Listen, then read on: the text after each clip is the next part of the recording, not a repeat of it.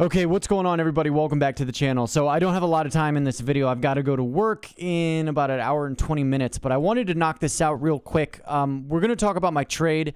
I traded GDX and SLV options today. I've been trading the commodities, trading the gold and silver ETFs just because, I'm stacking gold and silver right now, and I figure, since I'm following the price so closely, I may as well trade commodity or the options on these different commodity or their indexes, I should say. Before we get into my trades, I just want to go over a few headlines here. This is the CRB Index. Hopefully there's not too much lag on this video. This is the CRB Index. This is one of my favorite indexes because it's the general overall commodities index. All right, there's about 75 different commodities in this index. It includes crude oil, Brent, natural gas, gasoline, silver, gold, copper, lithium, soybeans, wheat, lumber. This index was started, I believe, back in the 50s, and it's just a way to sort of measure the overall health and price action of commodities in general. Now, as you can see, this is a chart going back about a year now. And since the lows, right, we hit lows in the middle, between March and May, we hit the lows. Since then, we have been steadily climbing up, all right? And to me, it looks like a healthy climb towards the upside. This is important. And the reason I'm watching this is because when the overall commodities, right, when the CRB index rises, that means that specific commodities like metals, like gold, silver, are going to be supported, right? It's just more validation, more added support that, at least for me personally, that stacking silver, stacking gold is the right thing to do. I'll actually show you, I went to the store today. Here's a post from my Instagram. Follow me on Instagram at Marlo Cremidas. I did go to the silver shop. Bought myself another chain, so trying to stack a little bit of jewelry. It's not the best way to stack, honestly. You do pay more of a premium, but I like it. My mother used to wear silver jewelry. It kind of I just like the way it glistens. It's like big, bright white teeth. You go to work rocking some 925 silver around your neck. Everybody sees it. Everybody notices it. Eventually, I'll get some probably gold chains, but I also picked up some Canadian maples, and as you can see from this picture, silver certificates, which is pretty cool. I think he was selling them like 2 for $3, so they were like 50 cents above the face value. But the silver certificates are cool. Kind of, from a bygone era. You used to be able to, when the dollar bills, the certificate was blue and they were silver certificates, you used to be able to take those in to a bank and exchange them for silver bullion. And as you can see, these are the maples that I picked up. The maples are extraordinary, right? I'm a big fan of the silver eagles that are minted here in the U.S., but the Canadian maples, they have some kind of finish. I don't know exactly what it is, but it almost looks like the back of a CD. Right, you can see it looks like the back of a CD-ROM, if anybody remembers those. Just very, very cool finish. That the silver is a lot brighter in the Canadian maples. So that's what I picked up today when I went to treat myself to some silver. I try to buy a few ounces of silver every week. I've got a couple of ounces hanging around my neck right now. So let's just get into some of the prices here. We got crude oil and Brent, natural gas. All of this stuff is up about 5% actually, right? So this may be good for overall oil prices. Gold is up $9 on the day. In the last couple of days, it's up like $50, right? Silver is hovering almost towards $28. We're at $27.67 right now for silver. From what I've researched, this is nothing, right?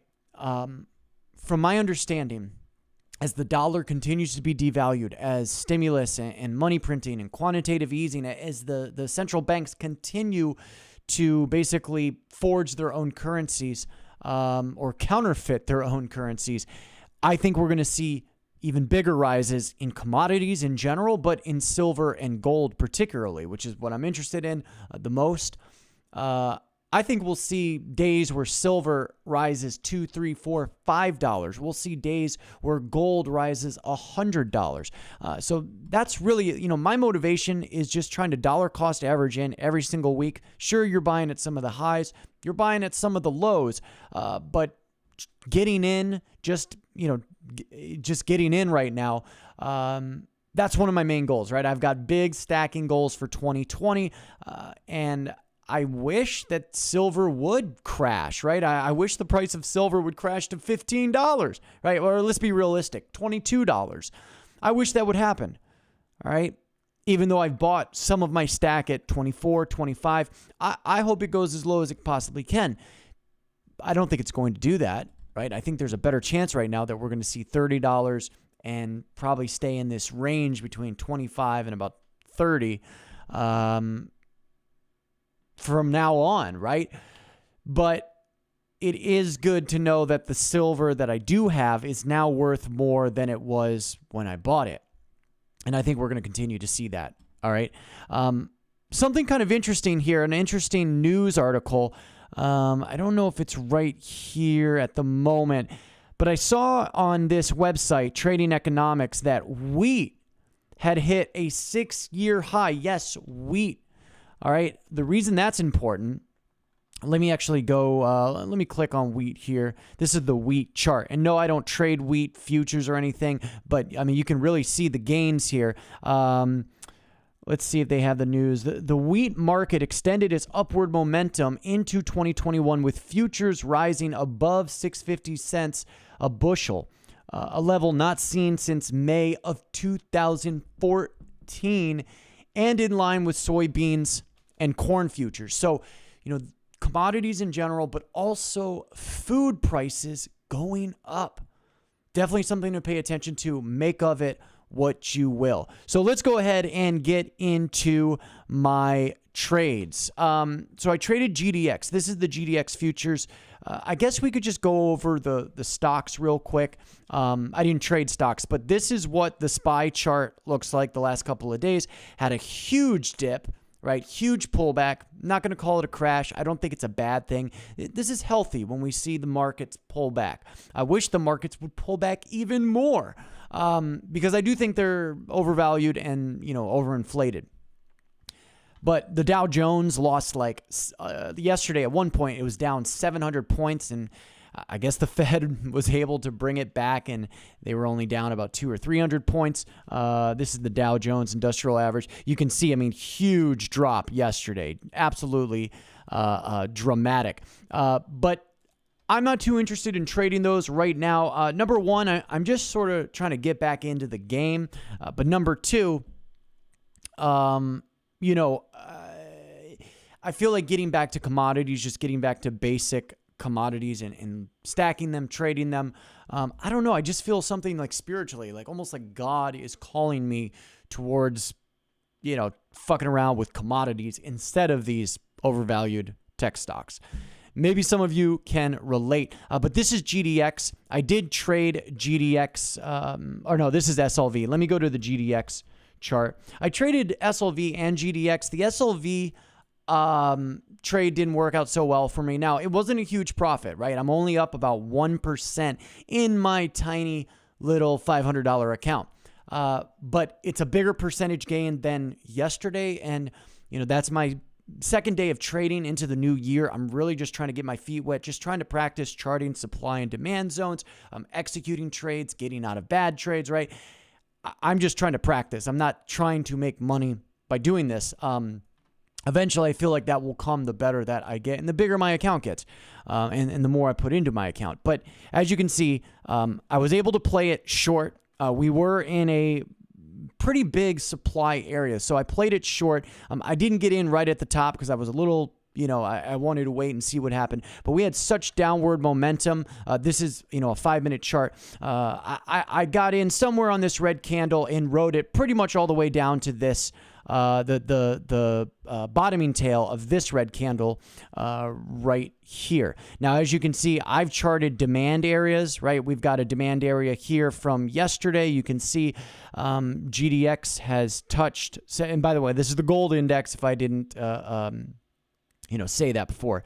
But, you can see the index, the stock, I mean, it's technically a stock, has dipped into this demand area a couple of times and risen. So I figured we were going to get a bounce. So we went all the way down, right? And I sold my put. Then I immediately got into a call contract and managed to sell that for a small profit. Wasn't the best idea though, because we didn't really get much of we didn't get a big bounce, right? I was trading, I believe, on the 1 minute chart for this. Yeah. So this will kind of illustrate it a little bit better. So I got in right about here, right when we were sort of, almost consolidating. I figured there was going to be another big move to the downside for the first, trade that I got in, which was the put. Wrote it down here to demand, sold at demand, then got in a call at demand and managed to sell somewhere up here. So that's what I do as a scalper. I'm just looking for small profits. I'm just looking for small little wins. I'm not trying to hit home runs here. Let's go to SLV.